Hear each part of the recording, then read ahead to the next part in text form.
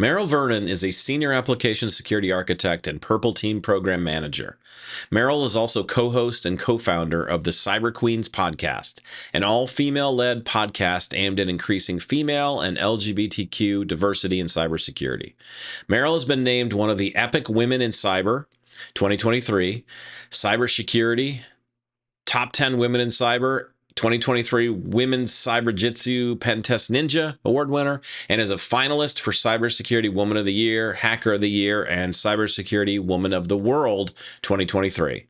Meryl joins us to discuss collaborative methods of AppSec, purple teaming, and the intersections of penetration testing and both of these other topics. We hope you enjoy this conversation with Meryl Vernon. Coding more securely from the start saves your organization time and money while protecting yours and your customers' data. Security Journey provides hands-on secure coding training in an application sandbox that allows developers to identify, break, and fix common security vulnerabilities. Give your developers the opportunity to recognize and prevent common and emerging security issues before they become a problem. Visit securityjourney.com to try our training today.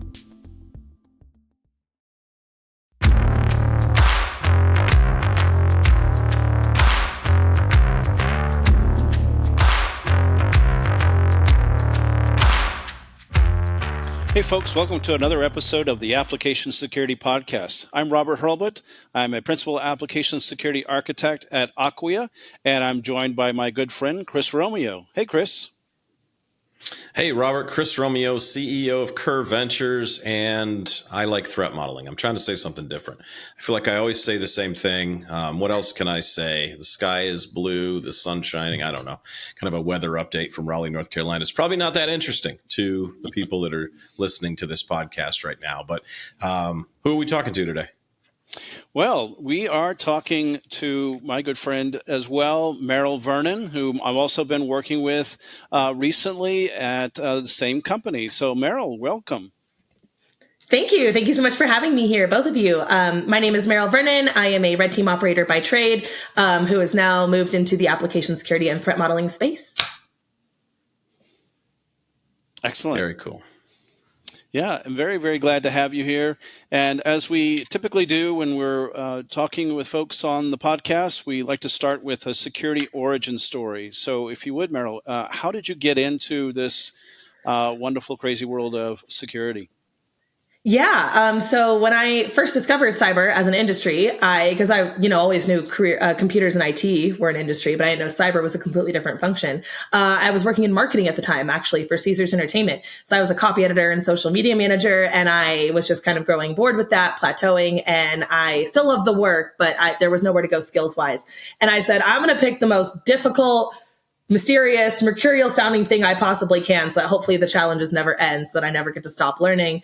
And I just decided to try cyber until I hated it or I sucked at it. And luckily neither of those things happened. And so, I knew it was difficult to get into as a field. So I decided to do something I did know, which was to enlist in the National Guard, get into a cyber unit within the Guard. And then I leveraged my my Guard title and experience to get into my first private cyber position. So that is how I broke in.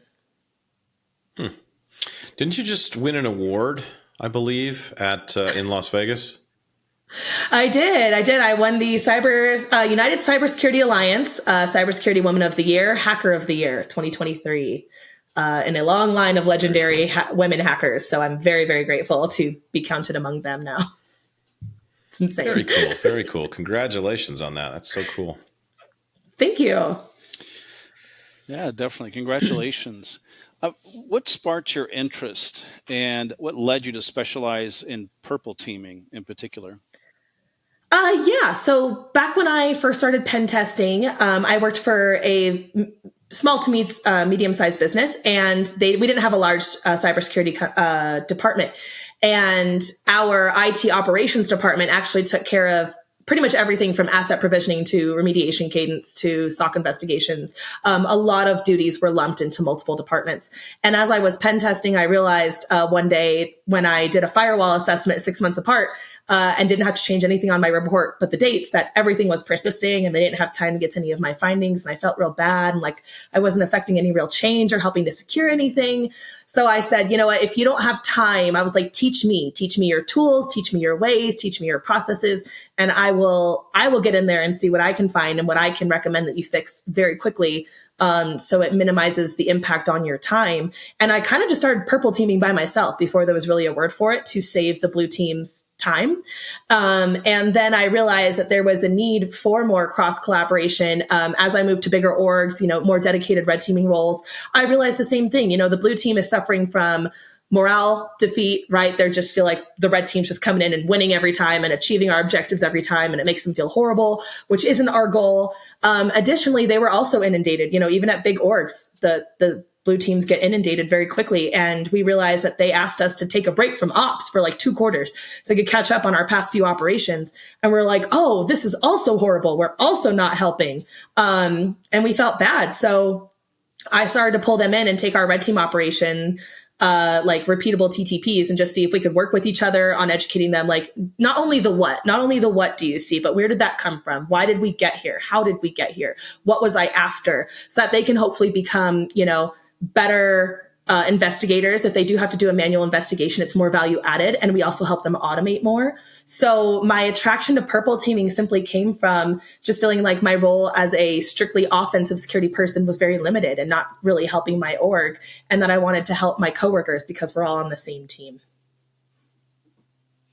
So I think my understanding of purple teaming, I may not have the whole picture. So let me ask a question here, and you can help me to perhaps understand it better, because I've never thought about purple teaming from the AppSec perspective. But as a purple team person who's focused on kind of the AppSec side as well, are you breaking and building both? Like, are you finding flaws, finding issues, security vulnerabilities in web applications, and then meeting with the developers and teaching them how to fix it, helping them fix it, advising them? Like, is that what you're doing? Yeah. So really, I've taken the stance lately that purple teaming shouldn't be a proper team, right? It doesn't have to just be SOC analysts getting together with pen testers. What it is it's just collaborative security. It's a holistic, collaborative, proactive approach where we just sit multiple teams down together and say, how can we help each other learn our jobs? And how does that make me better at proactively testing the things that you build? How does that make you better at proactively building the things that I will test? And so we do in the application security world. It's not really probably a purple team. It's actually probably more of an orange team, because we do take those builders, those developers, those UX, UI designers, software engineers, and the ISOs, and we put them together with someone like me who's red. And we say, what can I learn from you? And I would say, oh, have you thought of the fact that I, as a red teamer, would try to exploit this? This is a relevant threat against the system. And they'll say, oh, we didn't think about that before. That's a great point. Can we remediate around that? So it is cross education. It's building a better, DevSecOps mindset, helping them to think about these things as they're building the products in the future. And then if we have to, helping them to analyze their system from a whole to see, have I considered not just what I think are the threats as the builder, but what an offensive person sees as an opening from their perspective. So it's really just about that cross-pollination.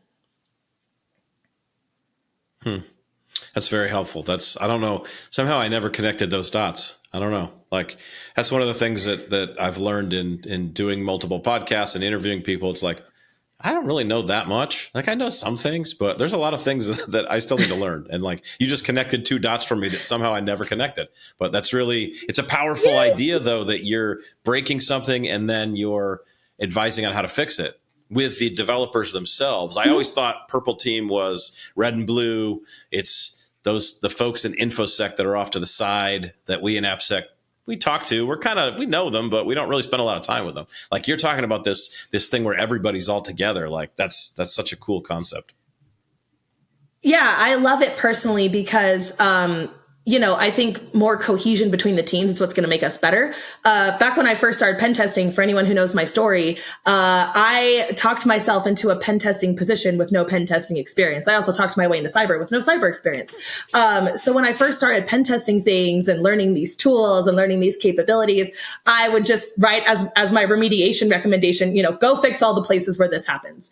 And they wouldn't do it. And I'm like, I went to the developers. I walked down 2 floors and I was like, hi, you may have seen this report. Just realized none of these things are getting done. I just want to understand why. Where am I going wrong? They're like, oh, because that tiny little sentence you put there is like 30 hours of work for us to go through all the lines of code and find all the places that happens. And there's no intelligent way to do it. And we're just not going to do it from a realistic perspective. And I'm like, well, our attack surface is huge. So I was like, how can I do that more intelligently? How can I write it in developer so that it makes sense for you? It's time efficient. It's cost efficient. It's effective. If we can't find it everywhere, can we do something? And they were like, yeah, let us teach you how we would actually approach something like that. What makes more sense? And I learned how to write my remediations in dev so that they would actually get responded to. And I think that's a beautiful place where practical application security purple teaming today, has kind of taken an evolution.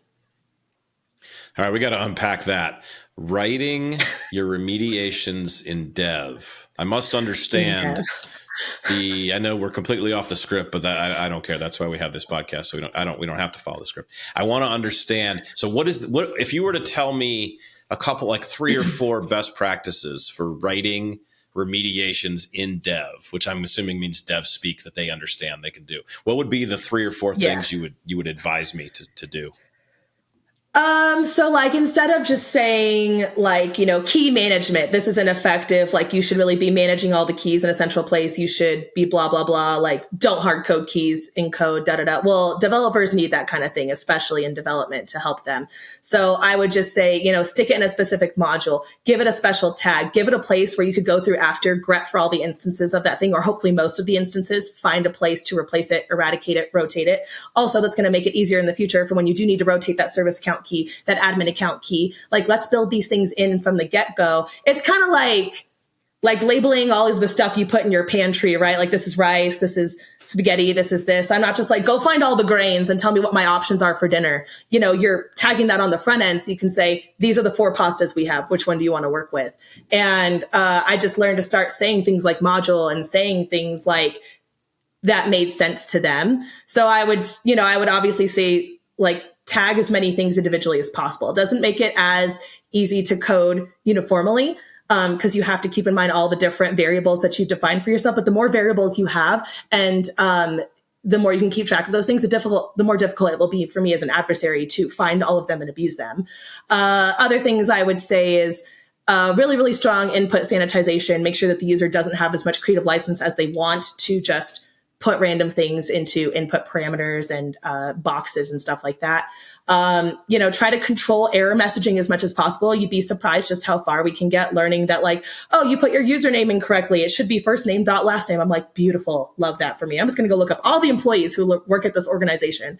So I was just giving them really specific things. They could go for targeted, easily find fix, and then hopefully not do that practice in the future also, rather than just say, code more securely, or stop doing this, or go find all the instances of that. Like, that doesn't work very well, I learned. So are you in the code as you're preparing your remediation? You're writing this guidance to the developer in a Jira ticket or a bug or whatever, or in the report. Do you have the code open? Are you giving them line numbers and things of like pinpointing where they need to go to fix it? If I can, I'd love to do that. Like, if we are doing API testing or fuzz testing or source code analysis, great. I would say, here's an instance of this on these lines. Like, that's an instance of what I'm talking about. But we don't oftentimes have access to all of that. So instead, I would say, this was made possible. Can we look together at where this is and why that was possible? And then I can help you find an intelligent way to fix it. But I'm not always able to provide them the Splunk rule or provide them the exact syntax that they can grab or something like that. Unfortunately, it's just a limitation of the testing. But that's why I love purple team exercises, because maybe we found that thing in the red team operation, and then I would love to sit down after and go in depth with it with them and find it and say, okay, if we can't remove that completely, what can we put around it? Or what can we alert on? Or something like that. Like, I an unintelligent remediation recommendation would be to like, don't let anyone use the clipboard because obviously we can copy and paste a lot of info in Exfil and that's bad.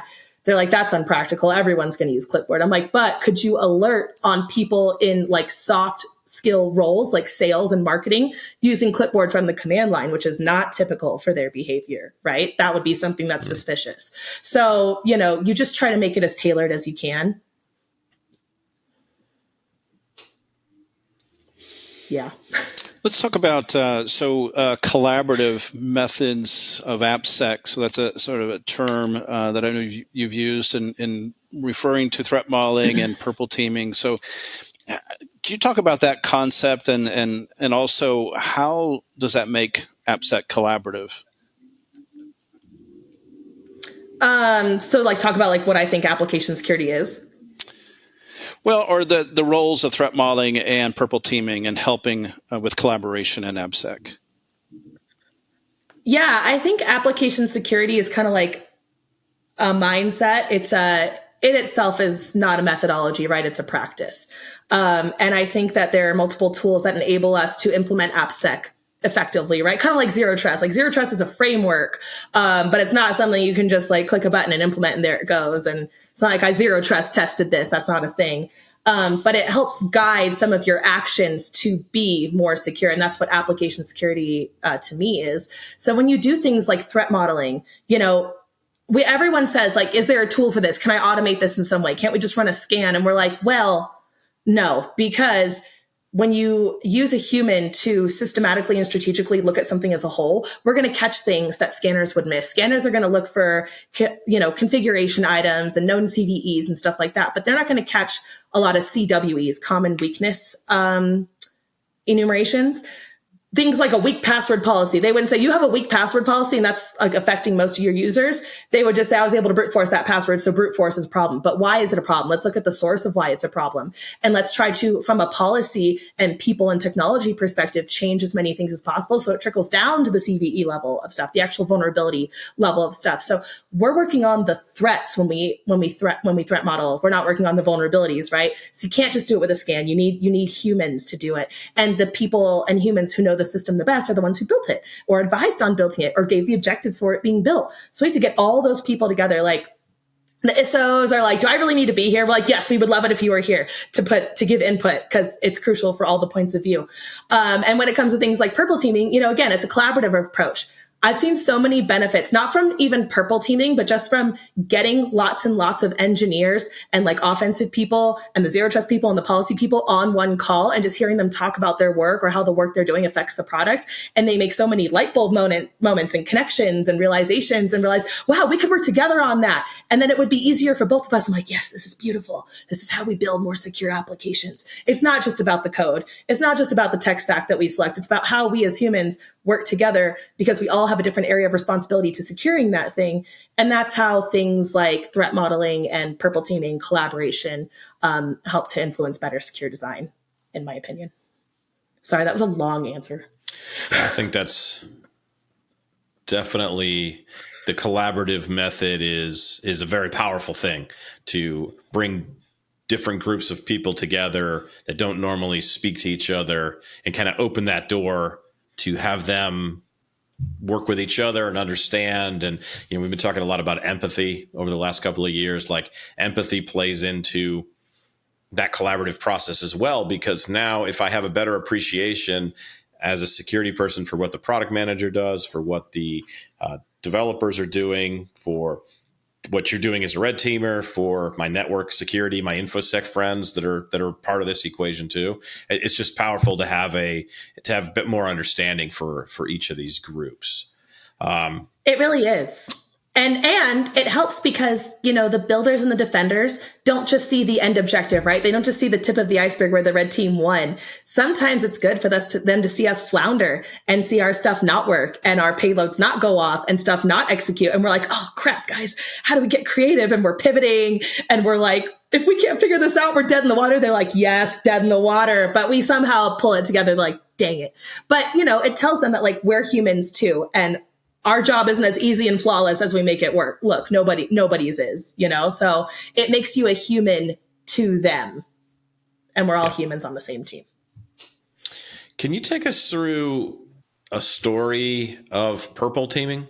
Like, is there an example that you can think of where I'd love to have you take us through the story kind of, and you can anonymize it or whatever you got to do to protect the guilty or innocent, depends on how you look at the equation. But I'd love to kind of hear an end-to-end story about a test that you did and then the collaborative process that you went through working with the different parties and then how things got fixed. And I'd love to have that end-to-end perspective on this.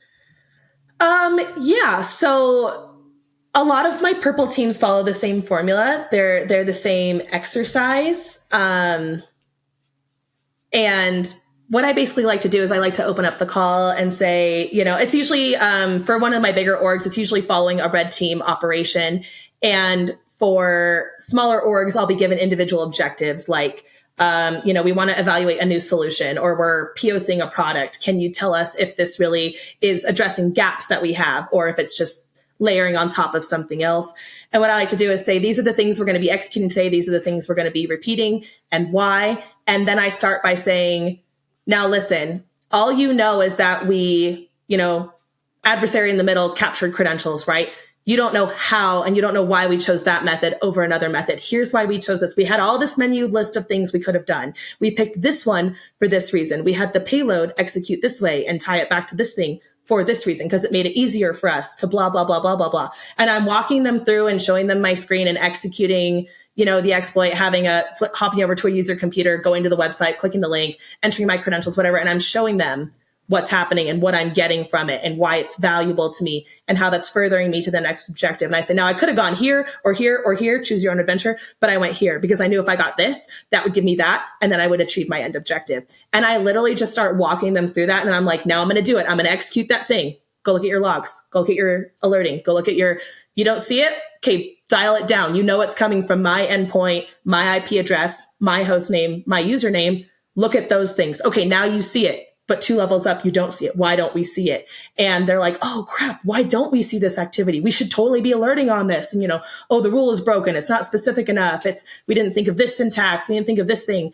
And the guys are talking to each other. I don't have to tell them, why don't you try to alert on this? The detection engineers and the SOC analysts are starting to play off each other. And, oh, bro, do you see that? And like, yeah, that looks great. Okay, we're going to try this. We're going to try this. Meryl, do it again. And I do it again. Meryl, do it again. And I do it again. And they're seeing it work in real time. And then they start seeing the logs come in and everybody kind of celebrates and it's kind of fun.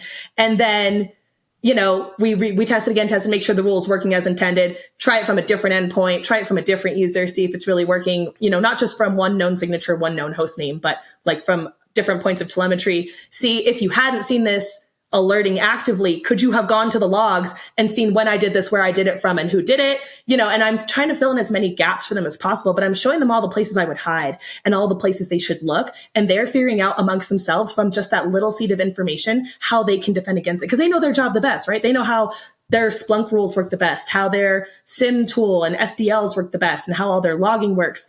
And if logging is broken somewhere, I'm like, well, we should turn that on, see what happens. And then they just Slack somebody like, hey, can we turn on logging? It's going to cost this much money. Yeah, fine. We'll be catching all this stuff. Yeah, fine. Great. And, at the end, we're able to say, these are all the things that were created. This many new detections, this many new rules, these buckets were created. This logging rule was enabled. This new service was turned on. We adjusted the configurations of this thing to catch 20% more of these likely scenarios than this one. And we present all that at the end and say, that's what came from simply drilling down on 12 TTPs that made the previous red team operation successful. Now, ideally, if the red team did that again, they would not be successful for exactly these 8 reasons.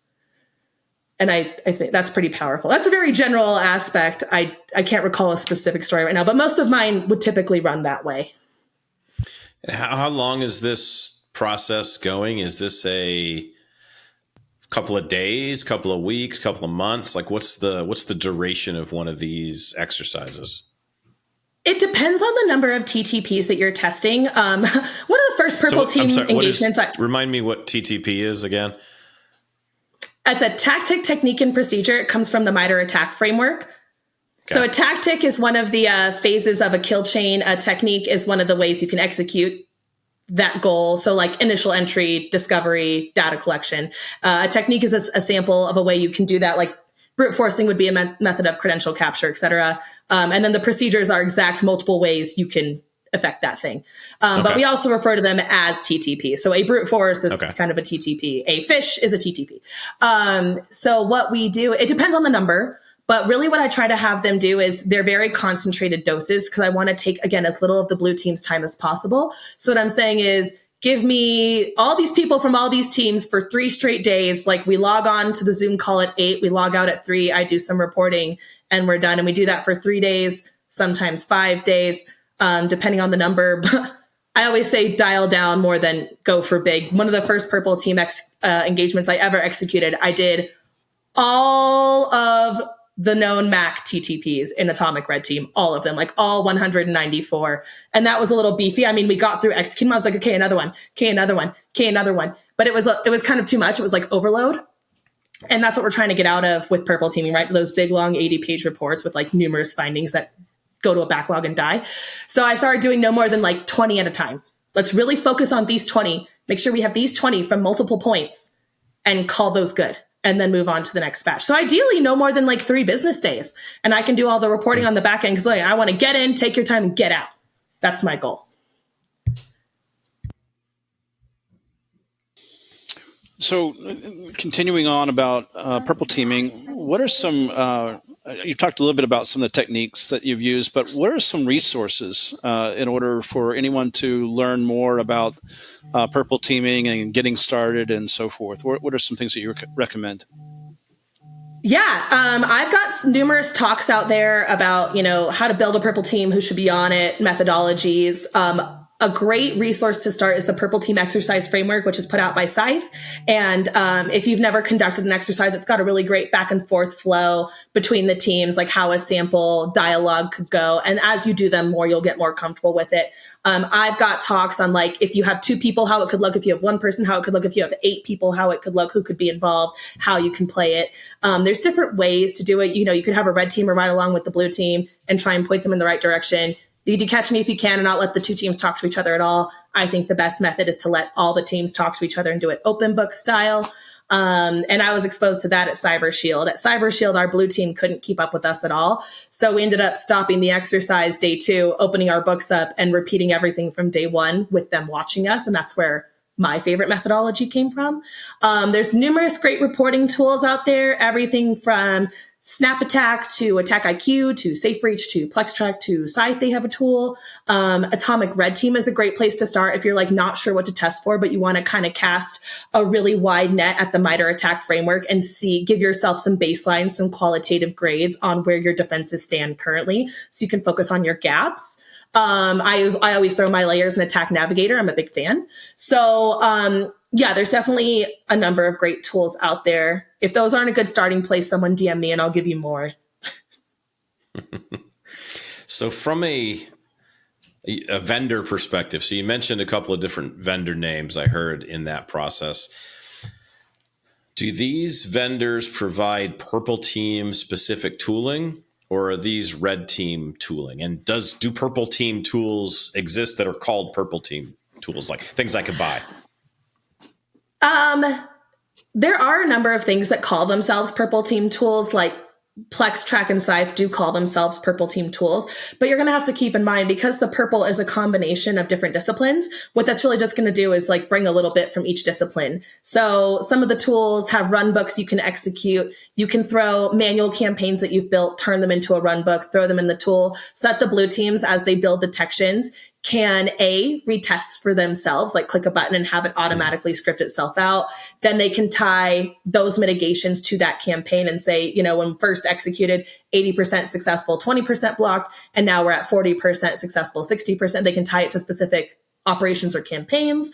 You can also see the improvement of detections over time. So you've got a little bit of the red team exploit in there, and you've got a little bit of the blue team reporting, the retesting hamster wheel built in there.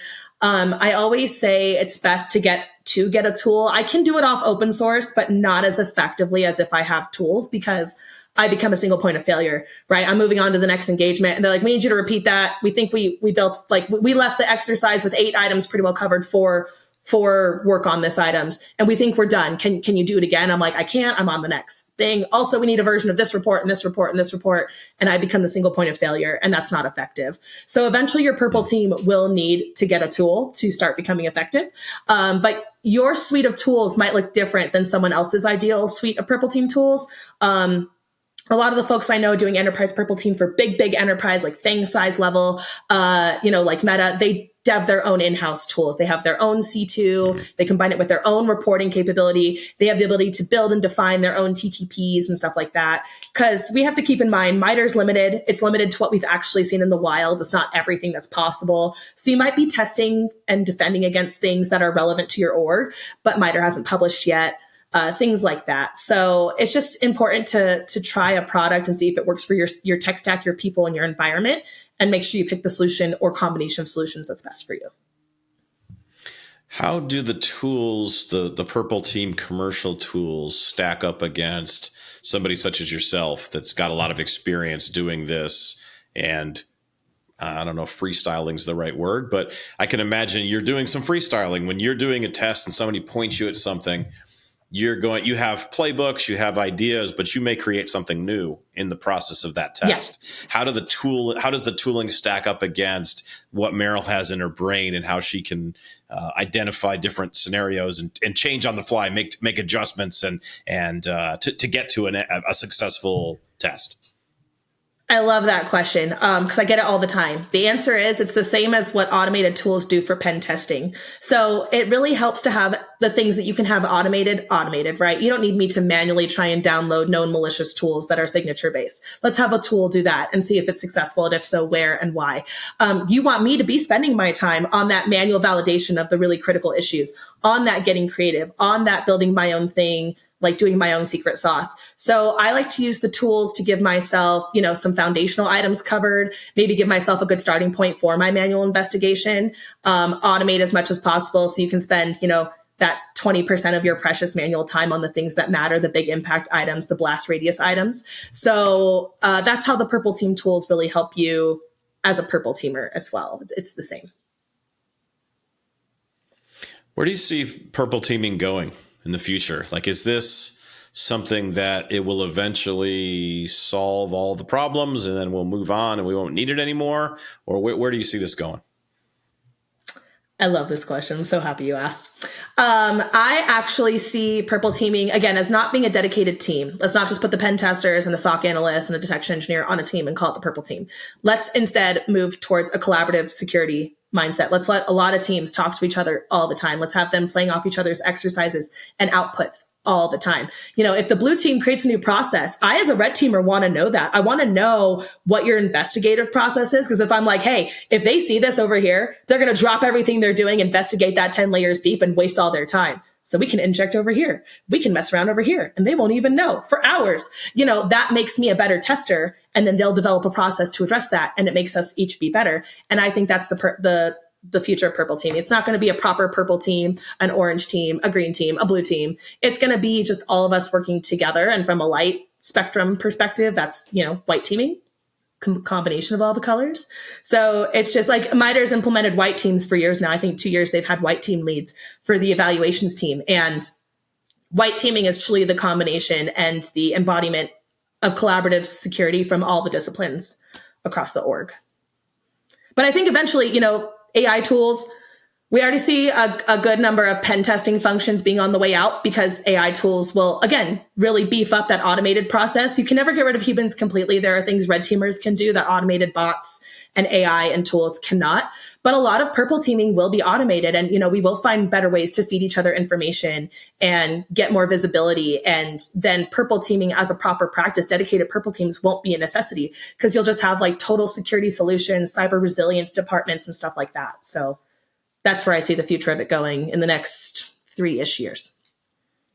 Let me read that back to you and just make sure I understood. So from the tooling, so the purple team tooling is good to check things that you've already you've already put your seal of approval on. So like if you leave and go somewhere else, the tool can replicate whatever the test was that you did if they want to test it every day for the next 2 weeks because they're trying to solve the problem. So the real benefit of the tooling is that the tooling will make some of the parts repeatable. It doesn't have to be creative at that point because they just want to see, did that log fire? It won't fire. We'll try it again tomorrow. We can't figure out why this log won't fire. They don't need you sitting there typing manually, right? Correct. Yeah, you got it. Absolutely. All right. Well, Meryl, we really appreciate you joining us today. We want to finish out, and we've got a few questions that we'd like to ask you as kind of our lightning round. So first one is controversial. What's your most controversial opinion on application security, and why do you hold this view? Developers and red teamers should be friends. We should be best friends. We're all on the same team. And I hold this view because I know that it's an us versus them, and we shouldn't give them a local user account and assume breach. They didn't really do their jobs if they didn't get through the firewall. And let me tell you how ineffective that makes our security program as a whole. You don't want me toiling with your firewall for 2 straight weeks because eventually I'll get past it, and that was a waste of time. Let's test the defense in depth. Let's see if all of the micro segmentation and all of the user groups that we define and everything else is working as beautifully as we hope, because you get what you inspect, not what you expect. And I know we all think we do a beautiful job when we code something to perfection, but there's going to be something we miss because we're humans. And it's really important to let us get in there and find the bad stuff and look under the rug before China tries it. So red teamers and developers should be best friends. If you're not best friends, become best friends. Love it. I'm just writing down what you said. You get what you inspect. Not what you expect. Not what you expect. Now, is that an original line? Is that original Meryl line? Unfortunately not. Came from my very first CISO ever, the guy to give me my first pen testing and InfoSec gig, Bertram Carroll. Genius of a man. And make a great He would say that to me. Yeah, he would say that to me all the time. Yeah. All the time. It's ingrained in my brain. Definitely. That's great. All right, so here's another one. What would it say if you could display a single message on a billboard at the RSA or Black Hat conference? Give more non-traditional talent entry-level positions. Give more people entry-level jobs. Oh, so many orgs are afraid to trust their security program to newbies, like I once was, because they're like, it's going to crash and burn. You're going to mess up. You're going to take a table and prod down. You're going to miss a false, like you're going to think a false positive is real, or worse, that a false negative isn't. And I'm like, let me tell you, you're already not doing a good job anyway. So why don't we just let the newbies come in here and try? Why don't we just get more people in there and give your oversubscribed, under-resourced departments a break so that they can come in with better invigoration, better creativity, more clarity of thinking, get more diversity of thought in there. Because if no one had given me a chance 4 years ago, I wouldn't be here today. Security wouldn't be where it is today. Purple teaming might not be where it is today. So give more newbies a damn chance, please. Excellent. And what's your top recommendation for those interested in security, and why do you find it valuable? Ooh, to get into security. For me, my most valuable book was the all-in-one book that I read for my first certification, Security Plus. I think it gave me a really good 360-degree view of that top 10%, why we do things where they come from. I think those are valuable. I think books that are specific to your vertical are really valuable, and there's a number of them. So I liked the Pen Tester Blueprint. But if you're into secure coding, there's Secure Code. There's Mac OS books out there. But honestly, for career development, my 2 favorite books are The First 90 Days and Make Your Next Move. Because The First 90 Days talks about if you're in a new position, if you're in a new industry, or if you're in a promotion, even at the same org, how do you prove value in your first 90 days? Because there's a value curve where you're sucking resources from the company as you learn and as you orient and not giving much back in value. And then you need way less input and stuff from the company as you give massive value back. And that's a way to reduce your break-even point on that curve and start providing value back, getting immediate wins in your position, demonstrating some change to prove that you're good at your job and that you can be trusted with the next job and more budget and more people. So I think all InfoSec professionals should read that book. Yeah, it sounds like a great book to check out. What would be your key takeaway or your call to action for our audience here? If you can give them homework, which you can, I don't know if they're going to do it. I'm not going to ask them. I'm not going to check the homework. But if what would be a key takeaway or a call to action for the audience? To start getting on collab calls with each other. That's where it can start. Red teamers, please reach out to other people in the org, not just the technical departments, not just the devs, not just your SOC, not just your detection, not just CTI. Reach out to the business departments, the finance people, the audit people, the operations people, and start making yourself a human and an ally to them, because they will become your insiders, right? They will become that insider information you can CTI use to influence your operations and punctuate big problems for your org that aren't getting enough time and attention. And to everyone else, please reach out to us. We're humans too. We want our paycheck to keep being signed too. We are either all going to be breached together or not breached together. So I just think that a lot more people should get on collab calls and just see what happens, see what products emerge as a result, see who starts collabing on stuff. Like the most insane people, like when you see compliance and devs collaborating, you're like, this is weird, but I love it. So I would love to see more of that. So I would just urge you all to reach out to each other, Slack each other, say, hello, I work on this team. I'm interested in what you do. This is what we do. Can we collab? And just see what happens for your org. You'll be surprised.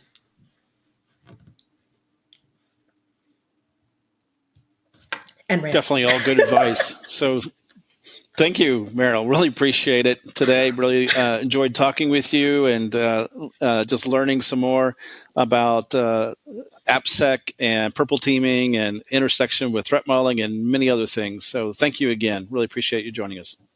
Thank you so much for having me. And by the way, threat modeling and purple teaming are a great tool to use to influence operations like pen testing and zero trust implementation, if that's what you're interested in. You should check them out.